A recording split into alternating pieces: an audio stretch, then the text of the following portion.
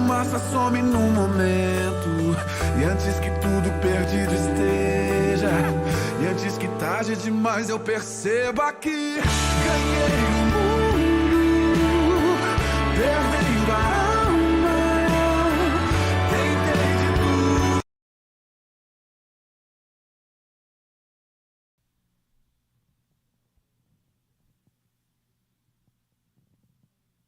Bom dia a todos os irmãos, a graça e a paz de nosso Senhor Jesus Cristo esteja com todos vocês, amém? Vamos nos colocar de pé, vamos adorar o Senhor, vamos contemplar o Senhor nesse dia que Deus tem nos dado, né, para estarmos louvando a Ele. Aos irmãos que estão em casa também, bom dia, que a graça e a paz do Senhor Jesus Cristo esteja com todos. Vamos nós aqui, que estamos aqui no culto presencial, e os irmãos que estão em suas casas, vamos tirar esse tempo para a gente poder adorar o Senhor, para a gente poder contemplar o nome do nosso Deus. Vamos começar esse dia tendo uma oração de agradecimento a Deus, né, por essa oportunidade que Ele tem nos dado, de termos mais um dia para poder contemplar, para poder louvar e exaltar o nome dEle. Então vamos nos colocar nesse momento, vamos aquietar o nosso coração, vamos nos achegar ao trono da graça, né, de nosso Deus, em oração de agradecimento. Deus soberano, nosso Pai eterno e amado, nesta manhã, Senhor, onde a Tua misericórdia é sobre nossas vidas, nós queremos agradecer ao Senhor. Agradecer ao Senhor porque até aqui o Senhor nos sustentou, o Senhor nos guardou, nos protegeu. Que nesse dia o Senhor possa, Senhor, vir sobre as nossas vidas. Que Teu Espírito Santo, nesta manhã, Senhor, traga um avivamento aos nossos corações. Que possamos nos chegar ao Senhor. Que possamos nos chegar, Senhor, com sentimentos de gratidão, sentimento de amor pelo Senhor, por mais um dia que o Senhor tem nos dado. Agradecidos somos ao Senhor, Pai, porque aqui o Senhor tem nos dado esse privilégio de ter um dia, Senhor, que possamos nos reunir como igreja do Senhor, tanto presencialmente como pela internet, mas nós estamos ligados, Senhor, em um só corpo, o corpo de Cristo. E nesse dia nós queremos Te exaltar, nós queremos Te louvar, nós queremos engrandecer o Teu santo e poderoso nome, pois é isso que nos sustenta, Senhor, é adorar ao Senhor. Não importa, Senhor, o que estamos passando, Senhor, nesses momentos, mas nós queremos Te adorar, Pai, em espírito e em verdade. E nós pedimos ao Teu Espírito Santo que nos ajude, Senhor, a termos esse espírito de adoradores, a termos esse, Senhor, essa certeza no nosso coração que apesar de toda circunstância, o Senhor está conosco em todas elas, está nos sustentando, nos amparando. Senhor, que Teu nome, nesta manhã, nesse dia, seja exaltado. Que possamos louvá-lo, Senhor, em espírito e em verdade. Espírito Santo de Deus, Tu és bem-vindo, Senhor, aqui. Tu és bem-vindo nesta casa que é o nosso coração. Faça morada, Senhor. Sinta-se à vontade no meio da Tua igreja. Em nome de Jesus. Amém. Amém, Senhor. Vamos louvar a Deus com esta canção. Vamos dizer ao Senhor que Ele é a luz do mundo. A luz que veio nesta terra. A luz da qual nós podemos seguir com a certeza de que Ele está conosco. Vim para adorar-te, vim para prostrar-me, vim para dizer que és meu Deus, és totalmente amável, totalmente digno, tão maravilhoso para mim.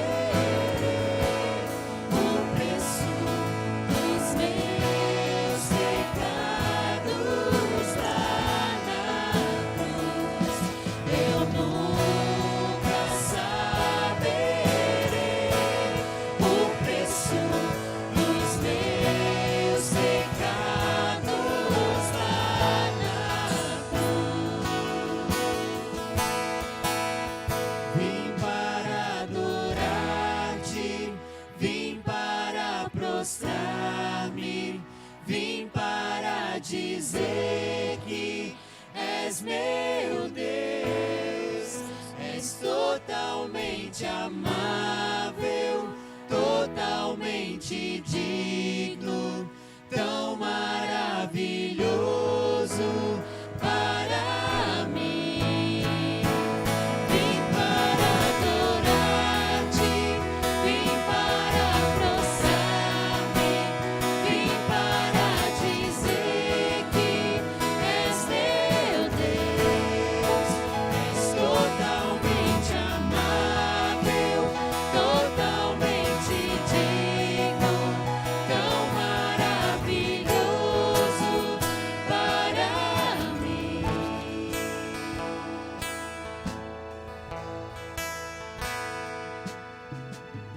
É tão maravilhoso para nós, Senhor. Por isso estamos aqui, nesta manhã, para adorar ao Senhor, que é o único Deus digno de toda adoração, de todo louvor. Pai, nesse momento, Senhor, que possamos lembrar, Senhor, aquele sacrifício imenso na cruz. Que possamos olhar, Senhor, para tudo que o Senhor passou, para que hoje nós pudéssemos, Pai, estarmos aqui. Que possamos olhar, Senhor, para esse sacrifício, para esse amor mais puro, Senhor. E que isso venha nos constranger, Senhor. Nos constranger a viver no pecado, nos constranger a viver, Senhor, numa vida que não te agrada. Que possamos, Senhor, nesse momento, Senhor, voltarmos para o Senhor, pedindo perdão, Senhor, por todos os pecados, por todas as coisas que não te agradam. Que possamos ter um coração, Senhor, nesse momento rendido ao Senhor, rendido aos teus pés. Oh, Deus, venha sondar os nossos corações nesta manhã, Senhor. Venha sondar os nossos corações, Jesus.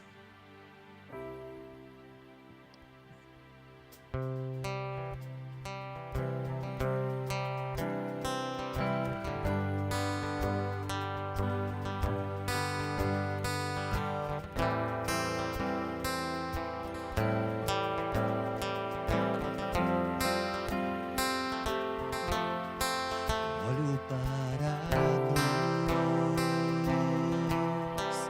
a cruz eu vou. Se eu sofrer, participar, sua obra vou cantar. Meu Salvador, a cruz mostrou o amor do Pai, o justo Deus.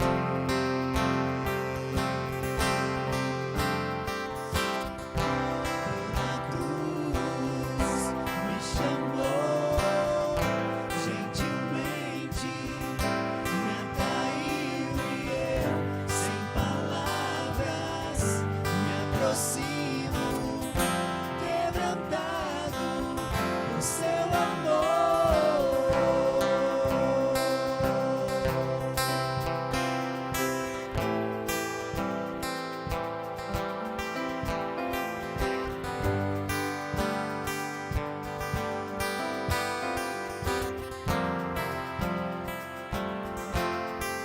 Merecida vida,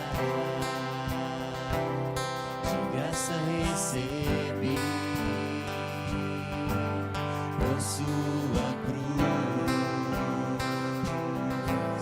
a morte me livrou, trouxe minha vida. Eu estava condenado, mas agora pela cruz eu fui reconciliado.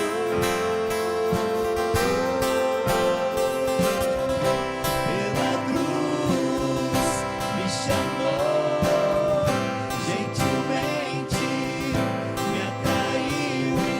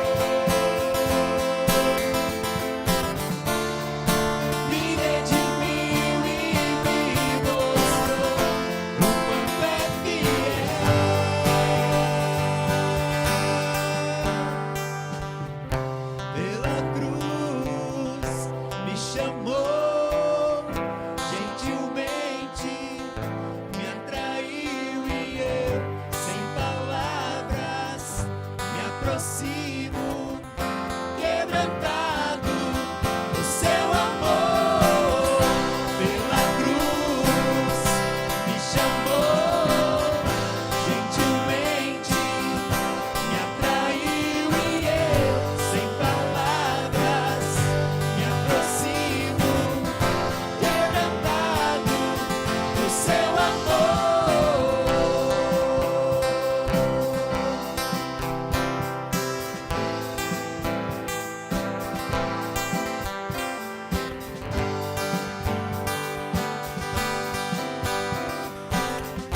Quebrantado do seu amor. Amém, Jesus. Que nós possamos ser e viver isso, irmãos, todos os dias. Que possamos ser quebrantados mesmo pelo amor de Cristo, pela tua misericórdia, pela tua graça em nossas vidas. Que possamos, Senhor, nesta manhã, declarar isso, Senhor. Declarar durante essa canção que Cristo vive. Aleluia por isso, Senhor. Aleluia. Já estou crucificado com Cristo, agora vivo não mais eu. Já estou crucificado com Cristo, agora vivo não mais eu. Cristo vive em mim, aleluia. Cristo vive em mim, aleluia. Cristo vive em mim, aleluia. Cristo vive em mim, aleluia. Já estou crucificado com Cristo, agora vivo não mais eu. Já estou crucificado com Cristo, agora vivo não mais eu. Cristo vive em mim, aleluia. Cristo vive em mim, aleluia. Cristo vive em mim, aleluia. Cristo vive em mim, aleluia. Sim, eu amo a mensagem da cruz.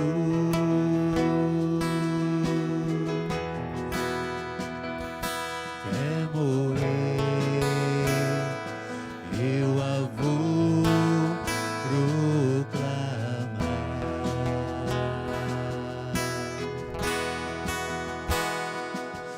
Levarei eu também minha cruz,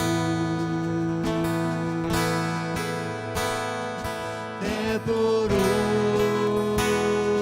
uma coroa trocar.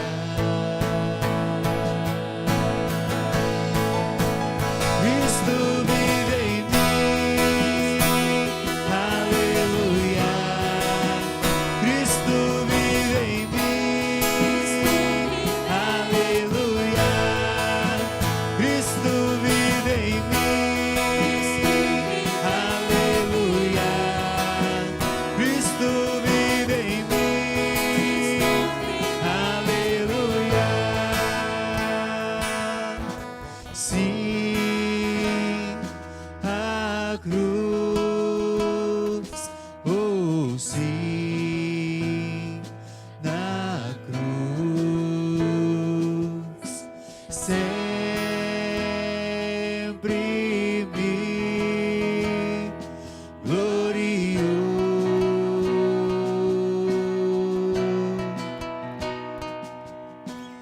E ao fim vou descansar.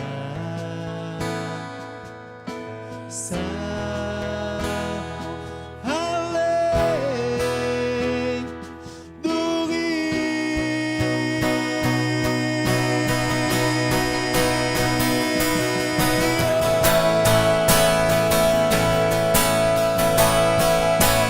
Cristo vive em mim, aleluia.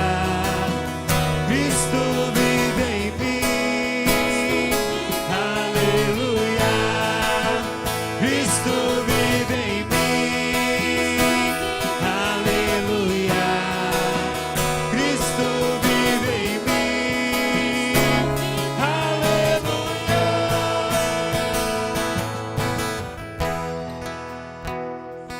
Aleluia, Senhor. Aleluia, Pai, porque o Senhor vive em nós. Aleluia, porque o Senhor habita em nós, habita na tua igreja. Aleluia, nós te damos, Senhor. Nós te damos porque sabemos, Pai, que pelo teu sacrifício naquela cruz, Senhor, um dia nós possamos, Senhor, estar junto com o Senhor, junto na eternidade, junto, Senhor, com os teus anjos te louvando. Oh, Senhor, Pai, que o Senhor venha trazer a tua igreja, Senhor, nessa manhã, um avivamento nos nossos corações, porque é isso que precisamos, Pai. Precisamos ter aquele avivamento que vem do Senhor. Precisamos que a nossa fé seja fortalecida, Senhor, para que a gente possa passar pelos dias maus aqui, Senhor, sempre olhando para o Senhor, sempre olhando para o alto, sempre olhando para o Deus que está sentado no trono, Senhor. Oh, Senhor Jesus, que o Senhor venha transformar a tua igreja nessa manhã, Senhor. Que o Senhor venha fazer, Senhor, a transformação que precisamos, fortalecendo-nos, Pai. Obrigado por essa manhã, Senhor. Obrigado por esse momento que o Senhor tem nos dado. Que o teu nome seja exaltado. Que o teu nome seja glorificado, Senhor. Para todo sempre. Para todo sempre. Amém e amém.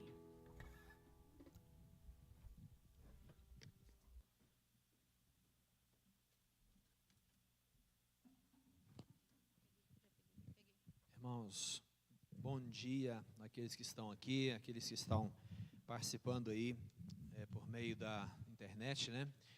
E que Deus possa trazer ao nosso coração tudo aquilo que nós necessitamos nessa manhã, que a graça dele esteja nos sustentando. E eu gostaria que nós pudéssemos continuar. Nós estamos trabalhando aqui um assunto de um livro do John Stott, A Missão da Igreja no Mundo.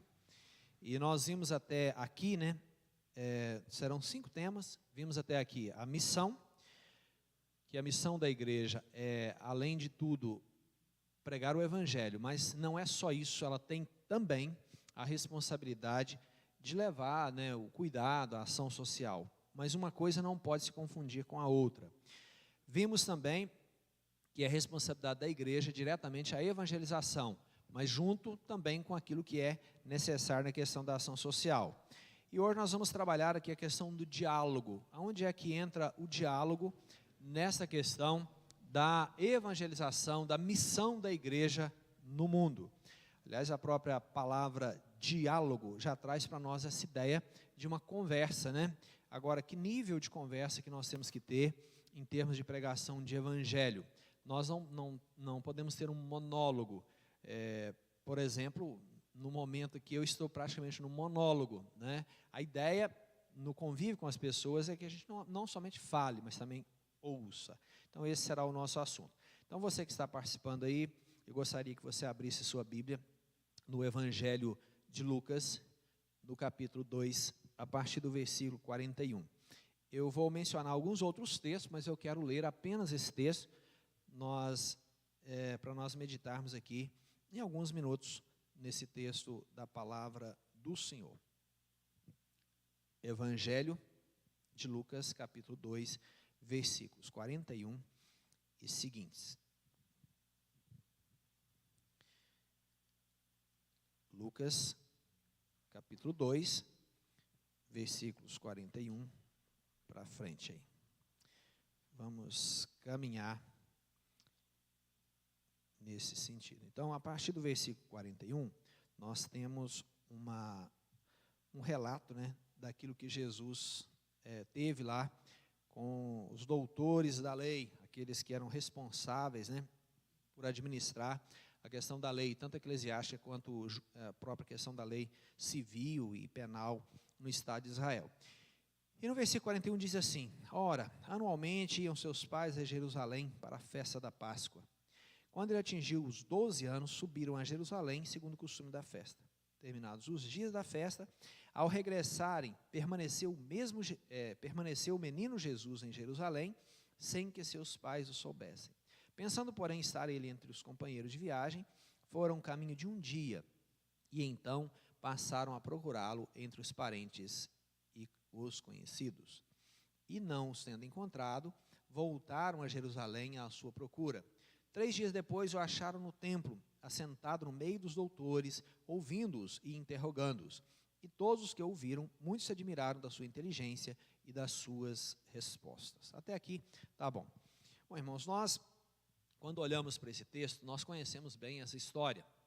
E Maria e José, os pais de Jesus, né, ficaram extremamente preocupados com a ausência dele, e foram ver, ele estava lá no templo, dialogando ou discutindo, né, com os doutores da lei. Quando nós pensamos, então, em termos de missão, de evangelização, e agora pensamos que o diálogo faz parte desse trabalho da igreja, da evangelização, né, do desenvolvimento do reino em geral, e a ideia aqui é o seguinte: nós não podemos ficar só na missão e nem só na evangelização, no sentido de serem coisas distintas, especificamente distintas. São distintas em parte, mas elas têm que caminhar juntos. E nesse sentido, a tarefa da igreja inclui evangelização, ação social, e nós vamos ver também que inclui o diálogo. E nós proclamamos as boas novas de Jesus a partir de conversa, a partir de contato com as pessoas. Lembrando que nós temos que pensar numa proclamação constante do que é as boas novas. Interessante que Martin Lloyd-Jones, também um conterrâneo, né, de John Stott, ele pensava bem diferente em relação à pregação, e no seu livro, quando ele fala pregação e pregadores, ele coloca da seguinte forma: para mim, o trabalho de pregação é o mais alto, o maior e o mais glorioso chamado que alguém pode receber. De fato, isso é verdade.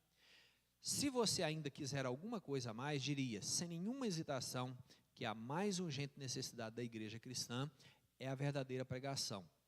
E é, obviamente, a maior necessidade para o mundo também. Bom, John Stott não concorda com essa afirmação categórica de Martin Lloyd-Jones, né? Embora ambos tenham sido gigantes aí dos escritos evangélicos, né? Especialmente no Reino Unido, mas a questão é que o Martin Lloyd-Jones entende que a pregação é a primazia, e nós também pensamos dessa forma, mas nós temos que dosar essa pregação com a questão do diálogo. O que seria essa questão da pregação e do diálogo? E é interessante que, na sua defesa, né, da pregação, Lloyd-Jones acrescentou um pouco a sua aversão ao diálogo. A ideia é que a pregação, e de fato em grande parte, mas não é totalmente. Aí nós temos um outro extremo que entende o seguinte: há uma constante aversão à pregação. Aí, se nós formos observar, nós temos um contexto de hoje que as pessoas estão avessas à pregação. Eu vi ontem que um vídeo do Paul Walsh foi retirado do ar pelas plataformas aí, Facebook, YouTube, sei lá, porque entendem que a pregação dele é um discurso de ódio. Então, virou moda essa questão.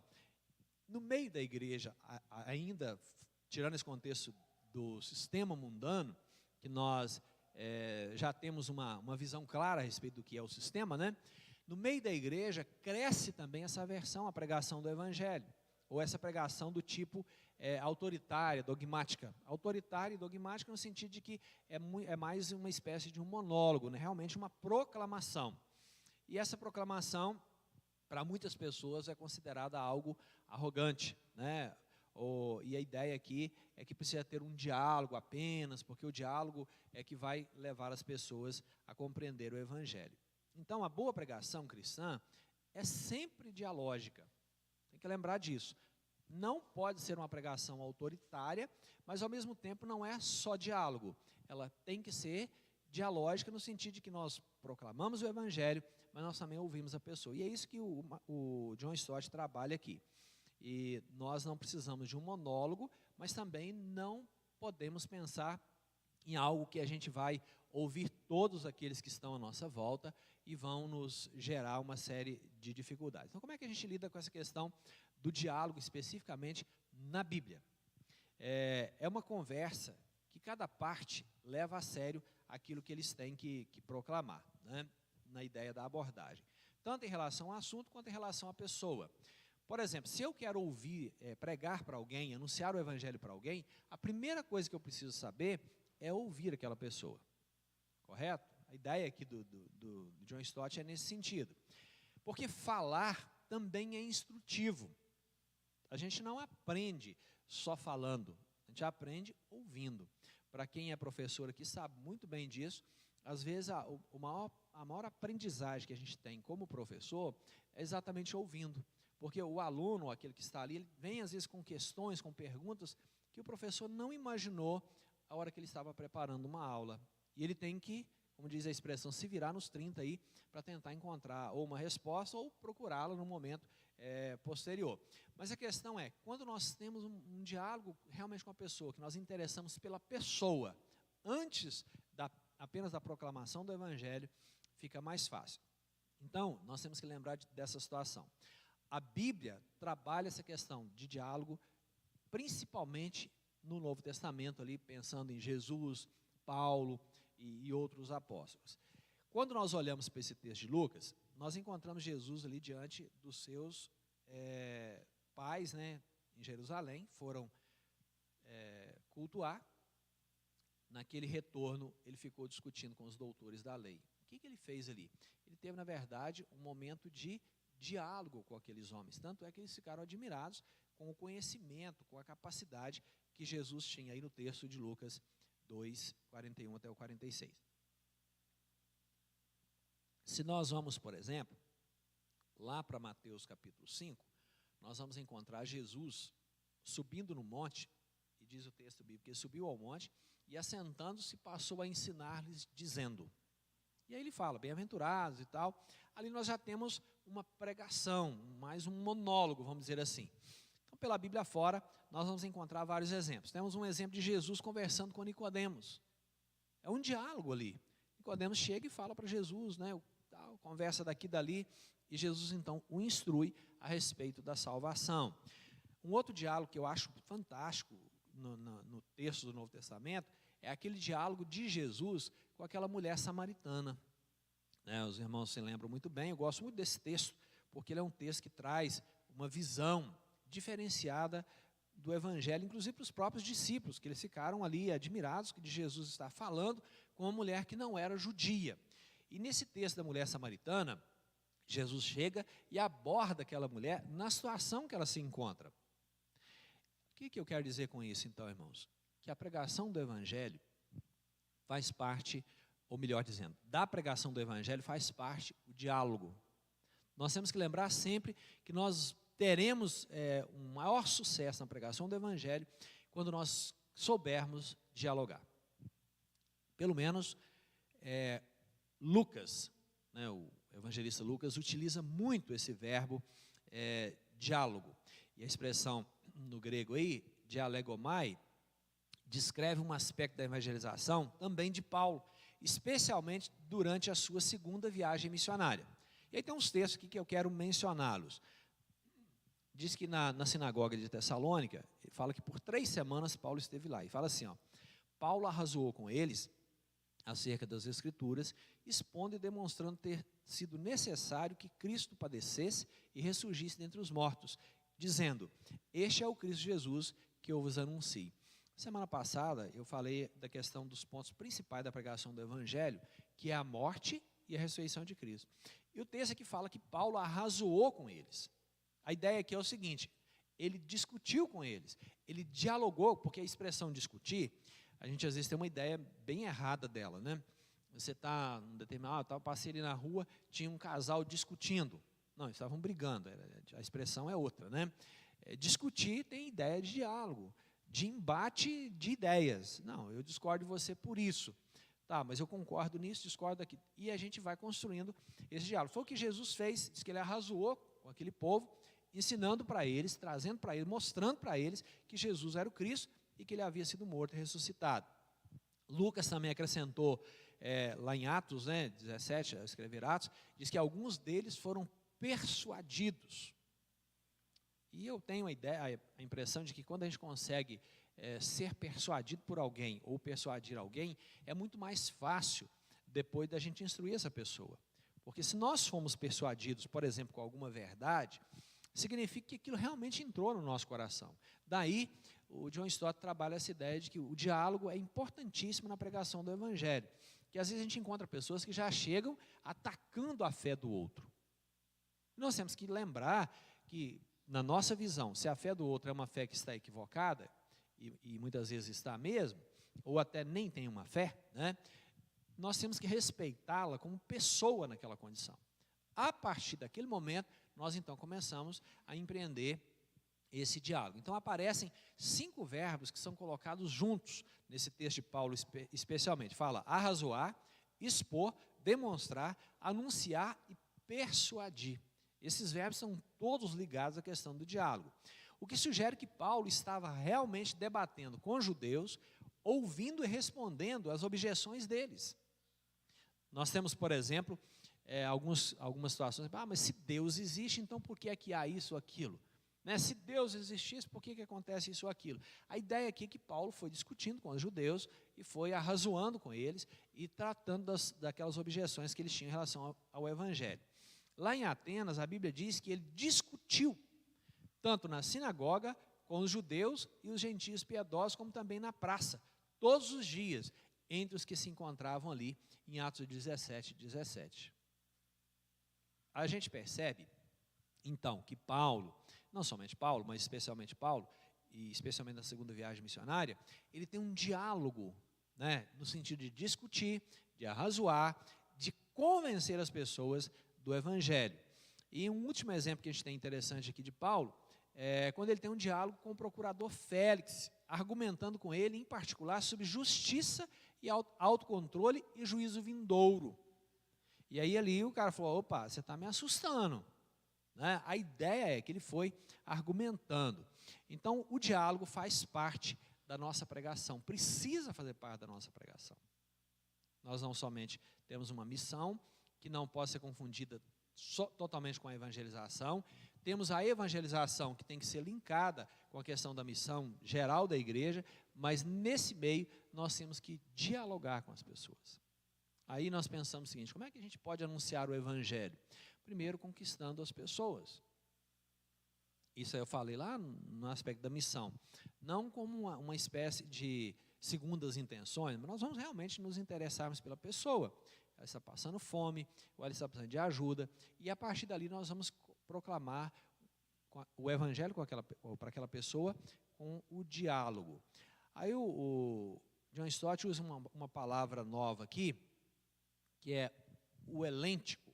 Não sei se alguém já ouviu falar dessa palavra, eu nunca tinha ouvido não, mas é uma palavra que tem um lugar interessante nessa história. E ele trabalha da seguinte forma, mesmo que haja um lugar importante para o diálogo com os homens de outras fés, há também uma necessidade de embate com eles e até mesmo de confronto, no que procuramos mostrar as inadequações e falsidade da religião não cristã e demonstrar a adequação e a verdade, o valor absoluto e o propósito do Senhor Jesus Cristo.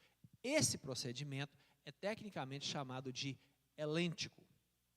E nesse sentido, quando nós pensamos nesse helêntico, né, tem a ideia de convencer, de condenar, de repreender e de chamar a pessoa ao arrependimento. Ou seja, nós convencemos as pessoas do Evangelho, às vezes nós temos que condenar as suas práticas e nós temos que repreender algumas atitudes ou comportamento das pessoas. Tudo baseado na palavra, é claro, né? Então, isso é o seguinte, ele o define como uma ciência que desmascara todas as falsas religiões pagãs como pecado contra Deus e convoca os pagãos ao conhecimento do único Deus verdadeiro. Então, daí, esse helêntico traz o seguinte: primeiro, o propósito do helêntico não é mostrar o absurdo do paganismo, e mesmo ainda é ridicularizar outras religiões e seus adeptos. Isso é um problema. A gente encontra pessoas que são altamente desrespeitosas com outras pessoas e com outras religiões. Se a gente for trazer isso ao inverso, nenhum de nós gostaríamos de sermos afrontados naquilo que a gente crê, não é verdade? Isso é meio como falar mal de filho, né, de alguém da família. Está falando mal da minha igreja, da minha religião, né, alguma coisa assim? Aí o cara já fica bravo. Falou da religião dele. O que acontece? Nós temos que respeitar as pessoas.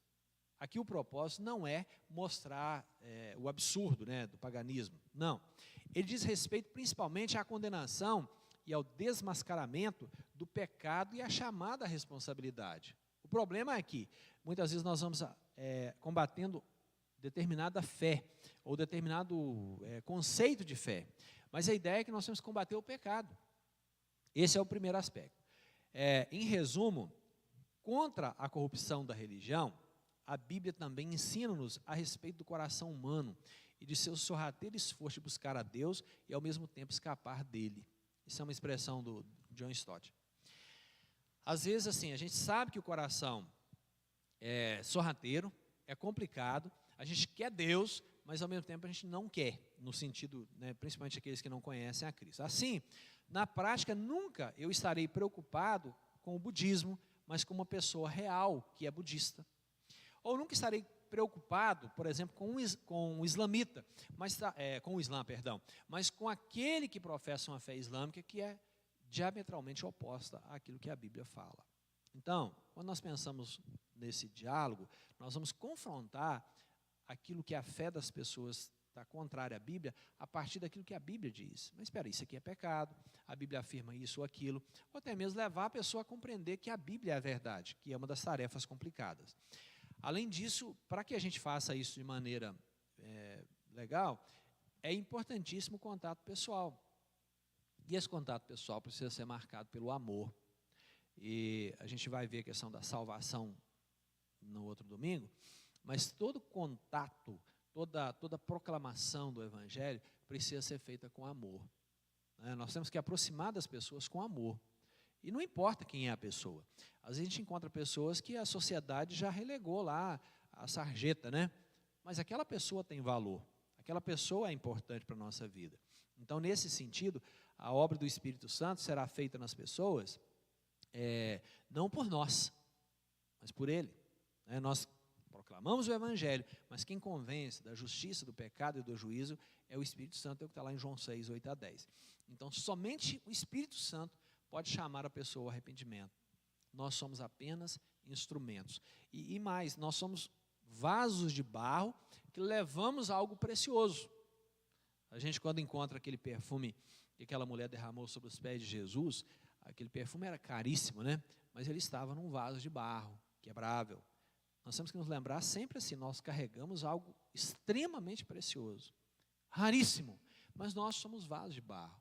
E, inclusive, pecamos, inclusive erramos, e erramos com as pessoas, mas temos que lembrar que, se com amor nós vamos conduzindo um diálogo em torno da palavra de Deus, Deus pode agir e vai agir na vida das pessoas. Então, o argumento a favor do diálogo acontece por várias razões. Primeiro, o verdadeiro diálogo é a marca de autenticidade.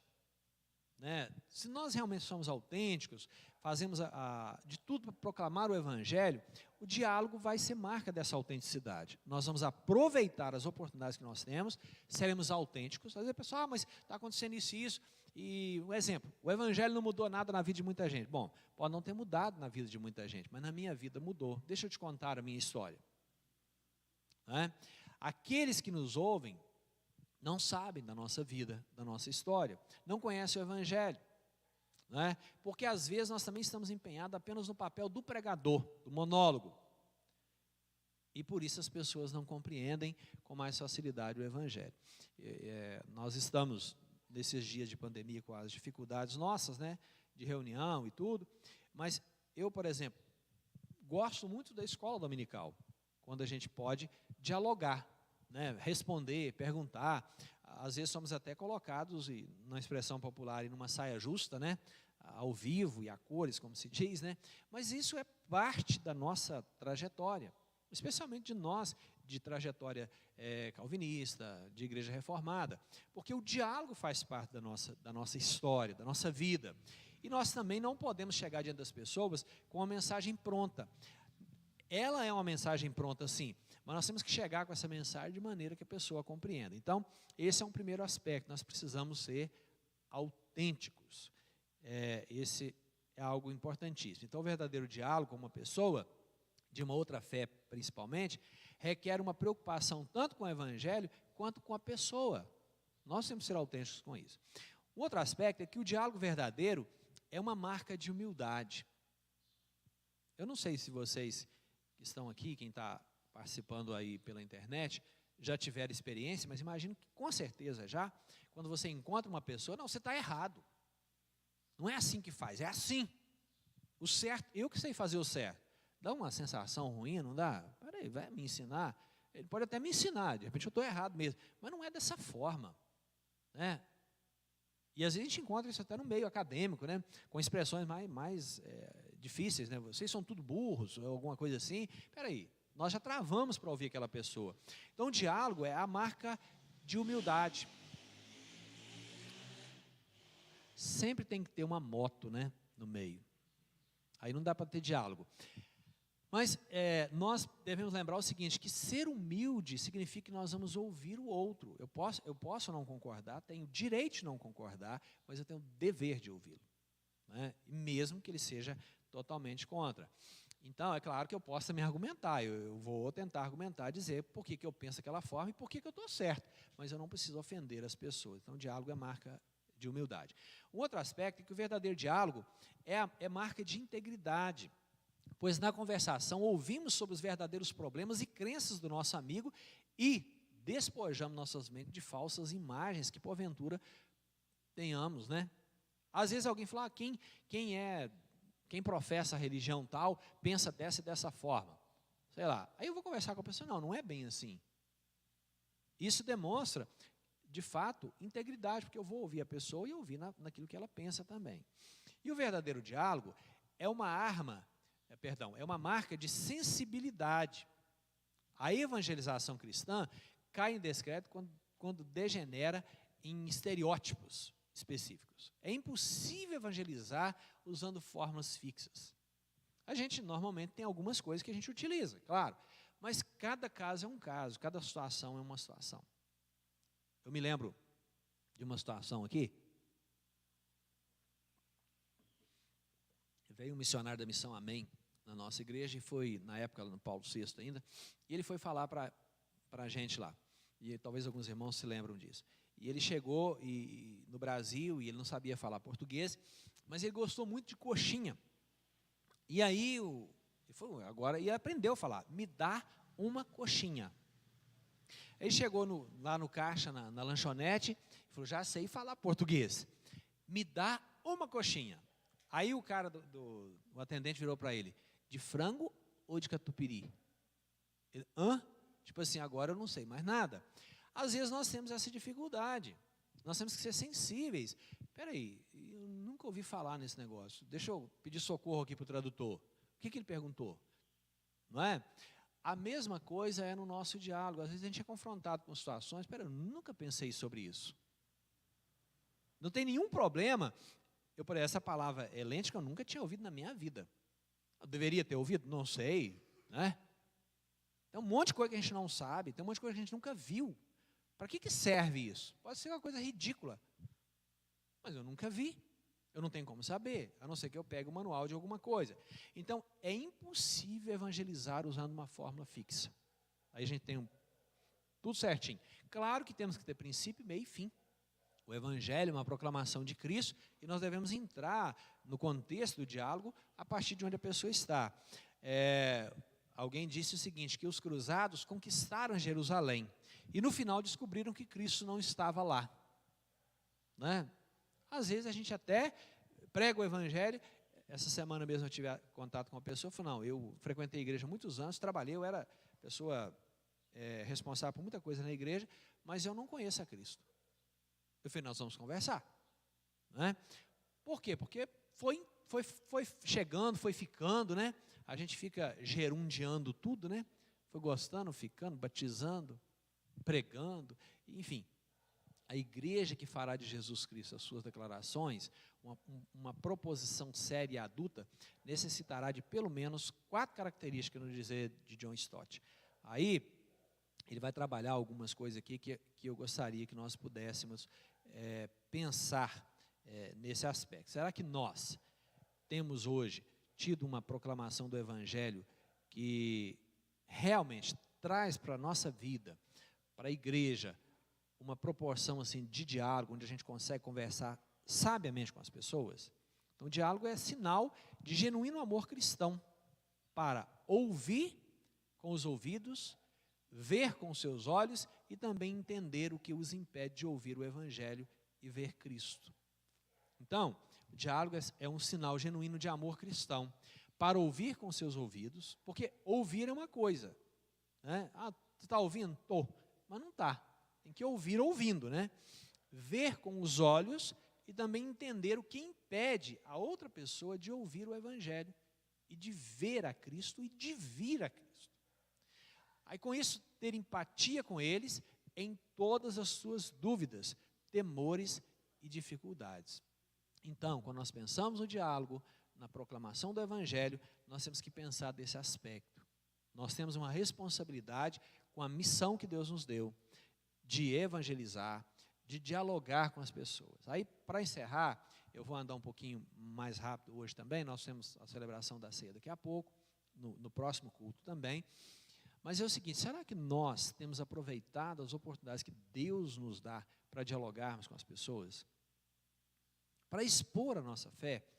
Pedro chega a dizer que nós temos que ter bem clara a razão da nossa fé, né? Conhecer o Evangelho, conhecer a Cristo. Eu não preciso ser deselegante com as pessoas para anunciar o Evangelho. Às vezes eu vou ter que confrontar. Falar, meu amigo, você me perdoa, mas você está equivocado. Biblicamente não é essa a visão. Não é essa a visão do casamento, não é essa a visão de criação de filhos, não é essa a visão da salvação, não é essa a visão da vida eterna. Mas eu preciso ter sabedoria. Em outras palavras, eu preciso ouvir com os ouvidos, ver com os olhos, tentar entender o que é que está travando aquela pessoa de entender o Evangelho. Às vezes foi exatamente uma palavra brusca lá atrás. Eu já ouvi, não vou citar nome de religião nenhuma aqui, mas pessoas que aborrecem muitos cristãos porque eles de cara disseram, ó, quem está num determinado contexto religioso vai para o inferno, vai queimar eternamente. Isso é verdade? Pode ser. Pode não ser. A questão é que a maneira como as coisas são colocadas afronta, distancia. Ao contrário, nós temos que dialogar para aproximar. Claro que nós não vamos conseguir ter sucesso em tudo que é pregação, diálogo, né? Nós não vamos conseguir atingir as pessoas muitas vezes, mas muitas pessoas vão ouvir. Quando eu olho para Paulo e para Jesus, especialmente, eu vejo isso. Jesus chega diante daquela mulher samaritana, conversa com ela, explica para ela, né, tudo que está de fato ocorrendo, e ele então vira para ela e fala, mulher, eu tenho essa água viva. E ela não entendeu muito bem, aí ele deixou mais claro para ela, e ela então compreendeu quem era Jesus. O que faltava ali? Alguém aproximado daquela pessoa, ferida, massacrada, cheia de pecados, mas que Jesus a queria, né, no seu reino. Então, nesse sentido, nós devemos insistir nessa tarefa de irmos e nos colocarmos com empatia amorosa dentro das dúvidas do inseguro, das questões do inquiridor e da solidão daqueles que perderam o caminho. Espera aí, tem gente que é apenas duvidoso, tem gente que fica inquirindo, sabe aquela pessoa que só quer saber de fazer pergunta? Né? Mas tem muita gente que não conhece a Cristo porque foi maltratada nesse diálogo, nessa pregação. Deus nos ajude. Vamos orar, encerrando esse nosso momento aqui, que Deus coloque no nosso coração uma disposição santa de crescermos em termos de pregação do Evangelho, de diálogo da fé cristã. Senhor nosso Deus, Nós te agradecemos por esse dia. Te louvamos, ó Pai, porque a Tua palavra é verdadeira. Teu Espírito Santo nos abençoa, nos dá graça, Deus, para compreendê-la. Mas nos dê a mesma graça, Deus, para falarmos do Evangelho para outras pessoas, que entendamos claramente qual é a nossa missão, a nossa responsabilidade no mundo, e que assim, ó Deus, possamos prosseguir nesse diálogo com as pessoas à nossa volta. Um diálogo que nós possamos oferecer Cristo como a única solução de fato e de verdade, mas que haja no nosso coração humildade, empatia, desejo, Deus, de ver o progresso do Teu reino. Abençoa o Teu povo que está aqui nessa manhã, aqueles que estão participando, Deus, pela internet. Obrigado, Deus, que apesar de todas as coisas, o Senhor tem cuidado de nós, cuidado do nosso país. Ainda, Deus, que sejamos um país que vive atolado no pecado, e muitas vezes nós também, Deus, temos tantas dificuldades com o pecado na nossa vida, mas o Senhor tem tido misericórdia de nós. Abençoa o Teu povo, nos abençoe. Esta é a minha oração, em nome de Jesus. Amém. Amém, que Deus nos abençoe. A você que está participando conosco aí pela internet, às 19 horas estaremos aqui, na transmissão do culto, né, com aqueles irmãos que não poderão vir. Que Deus possa abençoá-los ricamente, que a presença dEle acompanhe a sua vida sempre, o seu coração, e que nós possamos aproveitar esse dia e anunciarmos o Evangelho para alguém. Aproveita, manda uma mensagem aí no WhatsApp, liga para alguém, e se você tiver contato com alguém, anuncie o Evangelho. É a melhor coisa que podemos fazer. Que Deus nos abençoe.